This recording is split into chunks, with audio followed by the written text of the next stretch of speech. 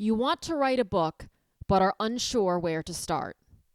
I don't know exactly why you subscribed to this training, but perhaps it resonated with you because you have a valuable message or story to share. Fascinating characters have built an entire life in your head, and they're begging you to let their story out into the world. Perhaps you want to increase and share your authority and credibility in your area of expertise. I totally get it. I'm Elizabeth Lyons. I'm a best-selling author of 3 books, and I've been exactly where you are right now. I began my own publishing journey in 2003 when self-publishing was an absolute no-no. I had to navigate the entire publishing process on my own and then get creative about getting exposure and, as a result, sales on a shoestring budget. Back then, social media wasn't at our disposal, and no one was yet talking about the incredible importance of an email list. Further, authors hadn't yet begun to look at book publishing as an entrepreneurial endeavor instead of simply an artistic one. Recent surveys have illuminated the fact that 85% of people believe that they have a book inside of them. But would you believe that only 1% ever writes that book, let alone publishes it? Why is that? To be honest, knowing how challenging it was when I got started, compared with the tools and techniques available to authors today, part of me can't imagine why everyone in that 85% hasn't started working on a book. But the truth is that I know exactly why they haven't, because they've told me. Having talked to thousands of writers over the past 12 years, I hear the same challenge again and again. As overwhelming as it is to think about writing a book, not knowing what to do after the book is written to get it into published, sellable form is typically overwhelming enough that it stops nearly everyone from moving forward. They think, I'll look into it another day. And they do that over and over and over again. But here's the other thing, the exciting thing. The tools, resources, and marketing vehicles available right now to publish and be successful on your terms truly make this the best time in history to become a successfully published author. In this training, you will learn 5 costly book publishing mistakes to avoid in order to streamline your approach, save you time and frustration, and increase your credibility in the marketplace.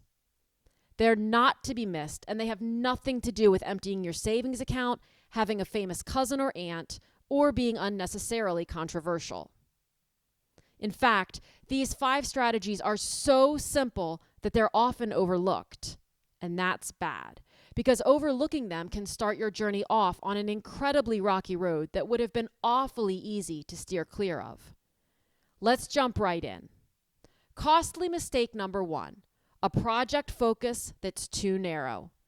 A narrow or niche focus for a book is great, necessary even. A narrow focus for a book project, however, is limiting. Here's another way to think about it. You're going to discover quite quickly that I'm a big fan of analogies. Financial advisors recommend investing in more than one fund.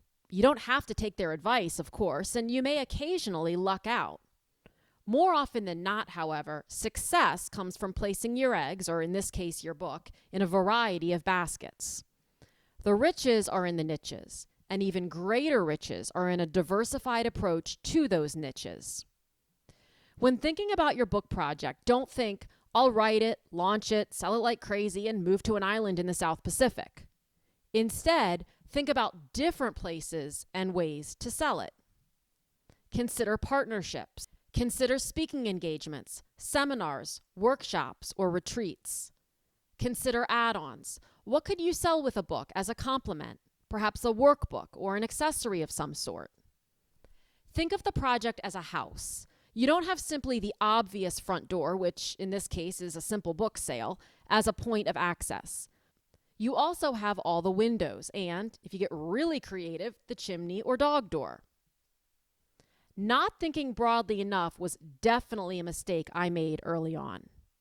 There are many authors and entrepreneurs you can learn from in terms of cross-marketing your products and services, as well as identifying unique ways to position your product in the market and generate buzz around it. Costly mistake number 2, don't design your own book cover. Designing a book cover sounds easy enough, and there are plenty of templates out there to assist you, so why hire a professional, right? Wrong. Believe me, I understand the value of not spending money where it doesn't need to be spent, but I also don't believe in cutting corners. Designing your book cover yourself is most definitely cutting a very important corner.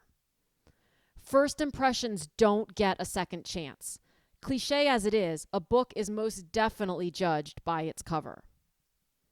Hire a designer to create your book cover. It doesn't have to cost a fortune, and it's money well spent. Costly mistake number 3, no professional editing. I hear it time and time again. Everyone says I'm a good writer and I have great grammar. I don't need a professional editor. My response is the same. I'm sure you're an amazing writer with great grammar, and you must hire an editor.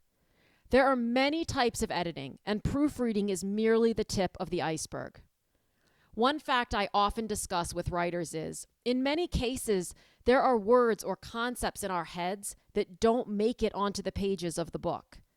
We can actually read a paragraph of words and hear in our heads words that aren't on the page because they are in our heads. Remember the last time you were having a conversation with a friend and after a brief pause you completely changed the topic? In your own mind, you made the segue, right? But did your friend say, "Wait a second, what are you talking about?" This happens to you, right? Well, we do that when we write also. We forget that we haven't let our readers know that we are switching topics. For this reason alone, an editor is critical to alert you to points, paragraphs, and occasionally entire chapters that are unclear and or poorly organized. Editors are invaluable for ensuring that your book is not only grammatically correct, but structurally correct.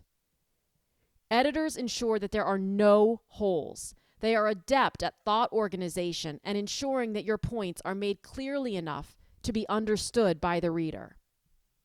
If J.K. Rowling, Elizabeth Gilbert, James Patterson, and Stephen King rely on editors, and they do, shouldn't you?